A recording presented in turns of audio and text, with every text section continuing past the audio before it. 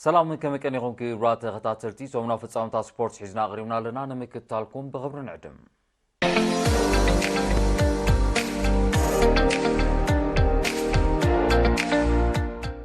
بزينة سبورت وشتا هاجر مسنفلم مع بستاديوم ماسمرا كاب 20 شومنتن كساب 3 مازيا كير زغني هاجرا وددر اتلتيكس شينير كلتيشن 20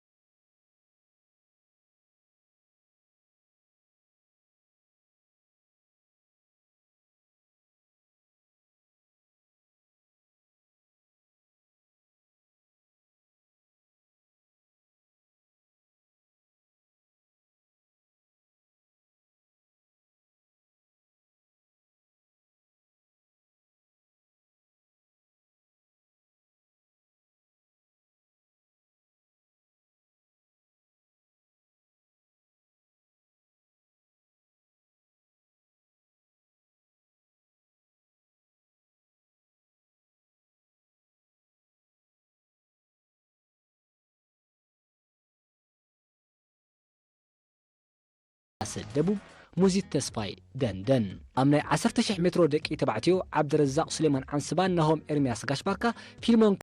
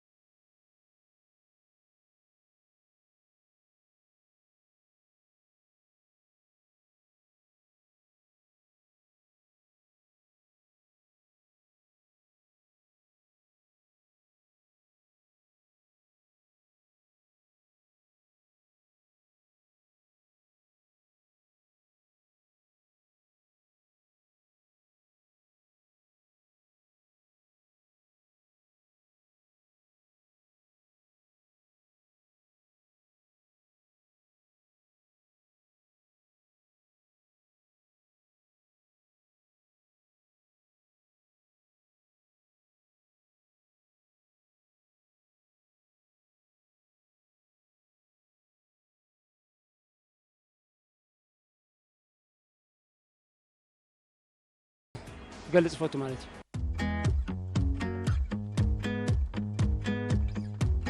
قرب 10 كيلومتر تراك مخانو كبد بلي قرب او شجيرات نيرا انتي عينت زخون ريسكي توصلني خا انتم تጻወትናት ካሪ ኸ ኸይድ بزخونه نتوم تጻወቱን يمسكنهم بزغاطامي ጽቡቅ ጾታ ጻዊቶምና ኣብ 5 ብ10 ንበዓል ፊሊሞን ዓወት ሃፍተ ማለት እዩ ቴንክ ዩ ብሎም ንዖም ጽቡቅ ጾታ ጻዊቶምና ኣብ 5 ኪሎሜትር ግን ወላ ሓንቲ ብዙሕ ኣይ ተሰከፍኩን ነይረ ማለት ሊስት ወላ ደረጃ ቀዳማይት ዘይበልኩ ግን ጽቡቅ ሰዓት ካርም تحت 10 4 10 ስኩጎይለን ኢለ ኣቴ ነይረ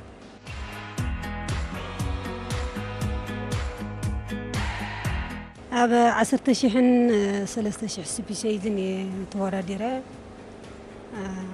بطعمي حاجز تسمعني صبو ماس كمين يريح جاوي له زغا مجمريا فقد فتاري خراي نغيركا اسلطنتي نفعتيم تمال 10,000 توراديره ناب سبيسيز متوي دخمالو جن مستدخمكا حاجز لزلو ريكارد خسبركي الى مالتي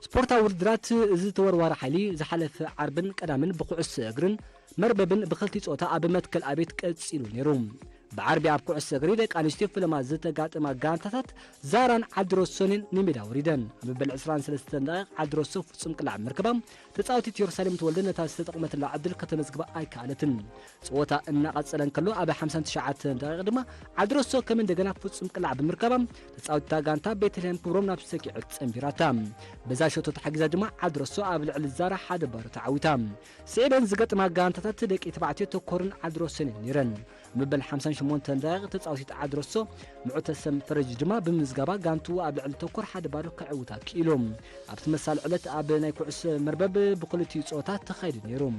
كابدك انستي بارع انت كور كلت بادو كتعوتلان كلام امدك يتبعت دما الجيناويان نعدرسو سلسته بحده افانياتام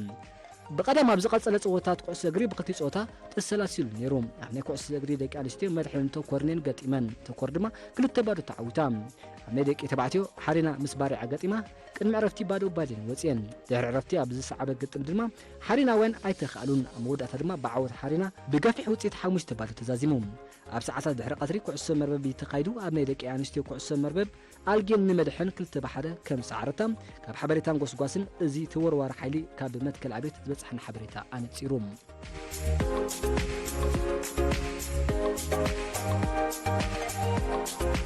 ውድድራት ዝዋይት ዋንጫ ዞባ ማዕከል 2023 تمار سنبت هابن داماريان بكب زباله سنه سرعه تزازيمو بفدرشن بشكلتا زبا ماكل توديبو ناي سلسته مدرخ عمر الزنبره ودر زوارت وانጫ زبا ماكل 2023 سنبت 30 ميازيا اب غودنا اف عبت كباب داماريم بناي سالساي مدرخ ودر بخبز بلا معركه تزازيموم تقربنتي عبيتن تحت 23 عامتن 138 كيلومتر مشفان سبعه تقربنتي اب مسرع ترخيبهم ودرهم فليموم غجلتات كمقاقلان كبان دحر معالكام ودر كزازم 27 زريا مسترفقنا تقربنتي ميرون تشمن ميرون جرماي ناولكيم نوبل ميكيل كابيرتل دايمون فصم برهان كاباسبيكم هبرون برهان كابسن بل باولوس غبن ميكيل كابدندن بلستي غجله مسريتهم بلا 1 دقيقه فليما كو انت نبروم ودر كزازم استات شولشتو زوريا مسترفقنا بعباي غجله توحيطم بحبار ابزا كايد و حيال قصبتا ودر كام تقدماي ميلكياس ماكل كاباسبيكم نودغانت ويفن ردا اختيلم قدماي كونو كايوتن كلهم يل هابتا ابن بيتروس منغسن كلتيم ايرتل ميرون تشم بولكي اخليلو غبري وتسمبل اخليلو اتشم دندن عوت كبرو ماسبيكم عوت امان نهم مكونن كلتيم كابدندن كابسل سيكس 10 بمعوات ناي مدرخ غزي امسغيبوم بولو الغزي خات قددم بيتروس منغس كاب غانتا ايرتل نوددرو بتشعات ساعات 23 دقيقه 41 كالتن غزي بزخونه غزي قدماي كوين كعوتن كلهم ملكي اسماء كله كاب اسبيكو اخليلو غبري وت كابسمبل بناكلت خالد صعيبه متعوتهم بغانتا خاسبيكو ب28 ساعات 11 دقيقة بعد 9 خالتين بزخونه غزي تعاواتت زوارت ዋንጫ ዞባ ማእከል 2023 ብምዃን ዓባይ ዋንጫ ሰብሲፋ ተቀዳደምቲ ደቂ ኣንስትዮ ኣብ ዘካየድዎ ናይ 99 ኪሎ ሜትር ተቀዳዳሚት ኣድያም ዳዊት ካብ ደንደን ውድድራ ብ3 ሰዓትን 10 ደቂቕን 30 ካሊትን ብዝኾነ ግዜ ቀዳሚት ኮይና ክትዕወትን ከላ ቅሳነት ወልደ ሚካኤል ሰራይ ርሳዋ ብርክት ፍሳሐ ጋላ ነፍሒ ሚዛን ሃብተ ስላሰ ደቡብ ዮርዳኖስ ርሶም ካብ ደንደን ሮዚና ብርሃን ዓራግ ኤደን ተስፋ ሚካኤል ፌበን ሃይለ ሹሻን ሃብቶም ሰለስቴን ካብ ሰራይ ርሳዋ ሳሮን ዳንኤል ካብ ደንደንካ ካብ ካልእቲ ክሳብ 10 ናይ መድረክ ዓወት አንጸባሪቀን ብሓፈሻ ኣብ ናይ ሰለስተ መድረክ ብሁሉል ግዜ ዕውታት ካብ ቅሳነት ወልደ ሚካኤል ካብ ሰራይ ርሳዋ ብርክት ፍሳሐ ካብ ጋላ ነፍሒ ኣድያም ዳዊት ካብ ደንደን ክኾናን ከለዋ ብጋንታ ጋንታ ሰራይ ርሳዋ ብ24 ሰዓትን 21 ደቂቕን 47 ካሊትን ብዝኾነ ግዜ ተዓዋቲት ዘዋሪት ዋንጫ ዞባ ማእከል 2023 ኮይነን ዋንጫ ዓቲረን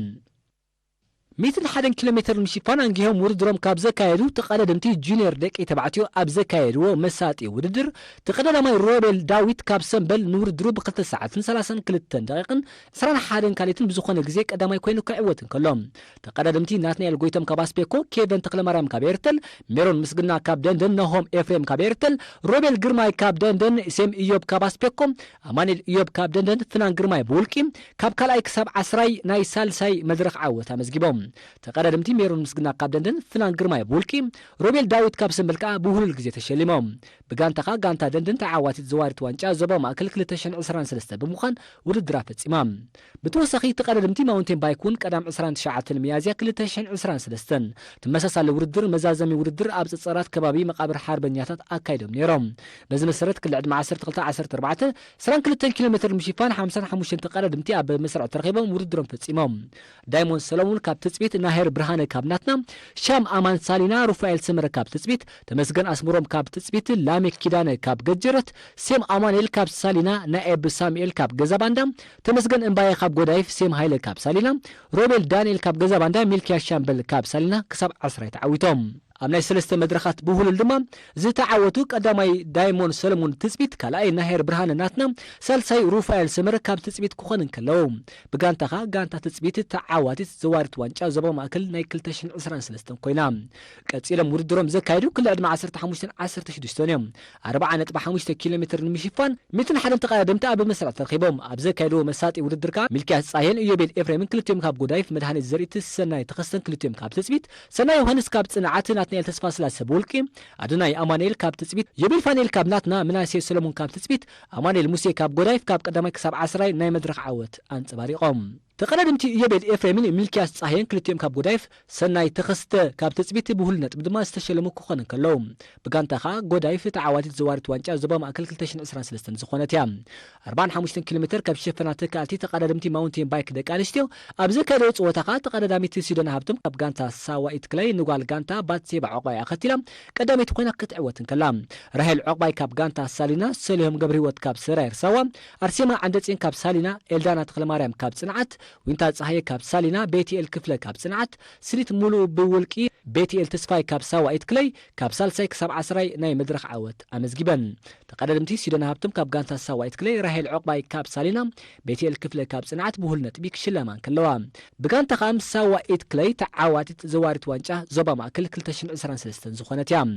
ዓበይቲ ማውንቴን ባይክ ክልል ዕድመ 17 ልዕሊን 82 ተቀዳደምቲ 54 ኪሎ ሜትር ምሽፋን ኣብ መስርዕ ተረኺቦም ዘካይድዎ ውድድር ቀዳደምቲ ንፍታሌም ኤፍሬም ናታን ሃብታብ ኤዝሮም ያዕቆብ ሬድዋን ኪዳንን 4 ካብ ኣኽርያ ስምዖን ገብረትንሳኤ ካብ ኣባሻውል ናኦድ ወልደ ሚካኤል ካብ ትጽቢት ዘርሰናይ ካሕሳይ ቶማስ ያዕቆብ ናትናኤል ኢዮብ ሴም ወልደ ስላሰ 4 ካብ ገዛባንዳ ካብ ቀዳማይ ክሳብ 10 ተመራሪሖም ተዓዊቶም ብሁሉል ከዓ ናታን ሃብታብ ካብ ኣኽርያ ናኦድ ወልደ ሚካኤል ካብ ትጽቢት ኤዝሮም ያዕቆብ ካብ ኣኽርያ ክሽለሙን ከሎ ብጋንታኻ ጋንታ ኣኽርያ ተዓዋቲት ዘዋሪት ዋንጫ ዞባ ማእከል 2023 ኮይና ውድድር ኣዛዚማ ኣብ መወዳእታ ውድድሮም ካብ ዘካየዱ ዩዝ ተቀዳደምቲ ዳኩርሰኻ 3 ኪሎ ሜትር ምሽፋን 24 ተቀዳደምቲ ኣብ መስርዕ ተረኺቦም ኣብ ዘካይድዎ መሳጢ ውድድር ድማ ሴም ነጽራብ ካብ ጽንዓት ዳንኤል መሐሪ ካብ ንስሪ ናትናኤል ተመስገን ካብ ትጽቢት ናትናኤል ተስፋ ሚካኤል ካብ ንስሪ ያድኤል ኤፍሬም ብውልቂ ናኦድ ደሳለ ካብ ንስሪ ኤስሮም ዮሐንስ ካብ ጎዳይፍ ዕቁበ ገብረ ህይወት ብውልቂ ሱራፊኤል ታደሰ ካብ ገዛባንዳ ተመራሪሖም ክሳብ 10 ናይ ሳልሳይ መድረክ ተዓዊቶም ዳንኤል መሐሪ ካብ ንስሪ ዳንኤል ኤፍሬምን ኤቨን ዳንኤል ክልቲኦም ብውልቂ ድማ ብሁል ነጥቢ ክሽለሙን ከለው ብጋንታኻ ጋንታ ንስሪ ተዓዋቲት ዘዋሪት ዋንጫ ዞባ ማእከል 2023 ኮይና ዕውታት ናይ ገንዘብን ዋንጫን መዳልያን ሽልማትካ ብወኪል ክፍሊ ባህልን ስፖርትን ዞባ ማእከል አቶ ስራጅ ማሕሙድ ካልኦት ሓለፍቲ ፌደሬሽን ድማ ከም ዝተቐበሉ ካብቲ ፌደሬሽን ዝበፅሐና ዜና የመልክት ስፖርታዊ ውድድራት ዝምዕራብ ዝተፈላለዩ ጸወታታት ቀፂሎን እዩ ስፖርታዊ ቅነ ሓይልታት ምክልኻል እዚ ምዕራብ ብውድድራት ኩዕሶ እግርን መርበብን አካቲቱ ሓለፍቲ ግንባርን ኣዘዝቲ ሰራዊት ኣፍቀር ስፖርት ኣብ ዝተረኸብሉ ኣጋጣሚ ብውዕውዕ መንፈስ ይቕፅላሎም ግጥማት ኩዕሶ እግሪ ደቂ ተባዕትዮ ኣብ መንጎ ጋንታታት ገልዓሉን ሂላልን ኣብ ዝተኻየደ ግጥም ተጻዋታይ ጋንታ ሂላል ጣህሪ ኢብራሂም ኣብ መበል 27 ደቂቕ ብዝረኽባ ቅላዕ ሽቶ ኣመዝጊቡ ድሕሪ ብወገን ክልቲአን ጋንታታት ብዙሕ ፈትልታት እኳ እንተተኻየደ ክሰልጦም ግን ኣይከኣለን በዚ መሰረት ጋንታ ሂላል ሓደ ባዶ ብዝኾነ ውፅኢት ናብ ዕረፍቲ ኣምርሑ ድሕሪ ዕረፍቲ ኣብ ዝቐፀለ ፀወታ ዳግማይ ሲራክ ሙሴ ካብ ጋንታ ሂላል ዓወት ጋንቱ ዘረጋግፅ ሸቶ መበል 72 ደቂቕ ብምዝጋብ 2 ባዶ እቲ ፀወታ ተዛዚሙ ቀፂሉ ኣብ መንጎ ጋንታ ገርሰትን ሲሞትን ኣብ ዝተኻየደ ሩስን ውድድር ተጻዋታይ ጋንታ ሲሞቲ ሚካኤል ዮሴፍ مبل خلاي دقيقة شتو مزقاب قانتا سيموت دحر عرفتي حدا بارو ناب عرفت أمرحن دحر عرفتي أبز قصلت أو ترمات تصاوت قانتا قرست مدهني ميكائيلن يوسان أرأيان مبل 7-9 دقائق زرخبون عدل تتقيمم كلتا الشوتات أمزقبهم أب مود أتادما قانتا قرست بتسبب كلتا بحد تعويتام أب منغو قانتا باركان هوا شايتين أبز تقايد وردر حدا بارو بعوت قانتا باركا كزازم كلهم كتسلان أب منغو قانتا سيرورن قانتا درماسن أبز تقايد قتم دما تصاوت قانتا سيرور يوسان تخلاب مبل 50 كلتا دقائق كمون سيم تكي مبل 7-5 دقائق بزرخبون كلتا شوتات مزقاب قانتا سيرور المقاتمتا بناي كلتا بارو وتيت رتيعتا قطمات كوعس እግሪ ደቂ አንስትዮ ኣብ መንጎ ጋንታ ደርማስን ሂላልና ኣብ ዝተኻየደ ግጥም ባዶ ባዶ ብናይ ማዕር ውፅኢት ክፈላለያን ከለዋ ኣብ መንጎ ጋንታት ሲሞቲን ገርሰትን ኣብ ዝተኻየደ ግጥም ካብ ተጻወቲ ጋንታ ሲሞቲ ፍትሓዊት ዮሃንስ መበል 5-14 ደቂቕ ሰላም ከሰታ መበል 27 ደቂቕ ምሕረት ነማርያም ኣብ 34 ከም ወንደናይት ምሕረታ መበል 36 ደቂቕ ሃትሪክ ምስራሕ ብዝረኸበን ሸታት ተሓጊዘን 5 ባዶ ንዕረፍቲ ኣምሪሐን ድሕሪ ዕረፍቲ ኣብ ዝቐፀለ ፀወታ ድማ ጋንታ ሲሞቲ ሻልሽቲ ኣብ መበል 89 ደቂቕ ምዝጋብ ጋንታ ሲሞቲ ኣብ ልዕሊ መጋጥምታ ብገፊሕ 6 ባዶ تعويتا أب منغو باركان هوا شايتين أب استقايد قطن بادو بادو بناي معروضيت كفراليان كلوا أب منغو سيرورن غانتا درماسن أب استقايد وردرما تتصاوتيت غانتا سيرور قسانة تخلزقي أب بل 37 دقائق بزرخبة تشتو غانتا حدا بادو تعويتا وددرات كعسو مربب دقي تبعتيهم سنع زبدما منغو غانتا غرستن سيموتن أب استقايد قطن سلسته بحدا بعوت غانتا غرست كزازم كلهم أب منغو سيموتين غانتا أولان أب استقايد دما سلسته بادو غانتا سيموت رتيعتا كتسلن أب منغو غانتا تات سيرورن درماسن أب استقايد ውድድር ሰለስተ ባዶ ጋንታ ሲሮር ክትዕወትን ከላ ኣብ መንጎ ጋንታ ሲሮርን ቢሻን ኣብ ዝተኻየደ ድማ ሰለስተ ባዶ ውፅኢት ጋንታ ሲሮር ተዓዊታ ኣብ መንጎ ባርካን ሃዋሻይትን ኣብ ዝተኻየደ ግጥም ሰለስተ ባዶ ጋንታ ባርካ ተዓዊታ ግጥማት ኩዕሶ እግሪ ደቂ ኣንስትዮ ኣብ መንጎ ጋንታ ሂላልን ገልዓልን ኣብ ዝተኻየደ ውድድር ክልተ ባዶ ውፅኢት ጋንታ ሂላል ክትዕወትልን ከላ ኣብ መንጎ ጋንታ ሂላልን ገልዓልን ኣብ ዝተኻየደ ውድድር ክልተ ባዶ ጋንታ ሂላል ክትዕወትን ከላ ጋንታ ገርሰትን ገልዓልን ኣብ ዝገበሮ ፀወታ ድማ ጋንታ ገርሰት ክልተ ባዶ ተዓዊታ ኣብ መንጎ ጋንታት ሂላልን ሲሞትን ኣብ ዝተኻየደ ድማ ክልተ ባዶ ብዝኾነ ውፅኢት ጋንታ ሂላል ክትዕወት ክኢላ ኣብ መንጎ ጋንታታት ሲሮርን ባርካን ኣብ ዝተኻየደ ድማ ክልተ ባዶ ብዝኾነ ውፅኢት ብዓወት ሲሮር ተዛዚሙ ኣብ መንጎ ሃዋሻይትን ጋንታ ቢሻን ኣብ ዝተኻየደ ድማ ክልተ ባዶያ ጋንታ ሃዋሻይት ተዓዊታ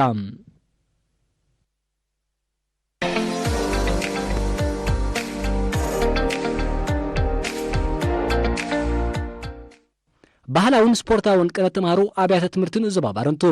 ካብ ዝሓለፈ ሰሙን ጀሚሩ ኣብ ከተማ ባረንቱ ብጉያ ኩዕሶ እግሪ ኣትሌቲክስ ሓፈሻዊ ፍልጠት ሙዚቃ ግጥሚ ሓፂር ዛንታ ድራማ ስነ ጽሑፍ ክትዕ ምህዞን ሰንዓን ኢደ ስራሓት ቅብኣ ዘጠቃለለ ውድድራት ብክልቲ ጾታ ኣሳቲፉ ብ25 ሚያዝያ ሓለፍቲ ነበርቲ ከተማ ባረንቱ ኣፍቀርቲ ስፖርትን ኣብ ዝተረኽብሉ ኣጋጣሚ ብውዕውዕ መንፈስ ተዛዚሙ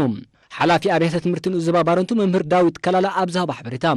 ባህላውን ስፖርታውን ቅነ ተማሃሮ ካብ መባእታ ማእከላይን ካልኣይን ደረጃ ኣብያተ ትምህርትን ዞባ ዝተዋፅኡ 230 ደቂ ኣንስትዮ ዝርከበኦም 500 ተማሃሮ ከም ዝተሳተፉ ብምሕባር ኣካላዊ ብቑዓት ተማሃሮ ብምድልዳል ነንሕድሕዶም ተመክሮታት ዝለዋወጥሉ ባይታ ብምፍጣር ስፖርት ምዕባለን ዞቦኦም ዝውሕሱ መንእስያት ምፍራይ ዝዓለመ ምዃኑ ኣረድዩ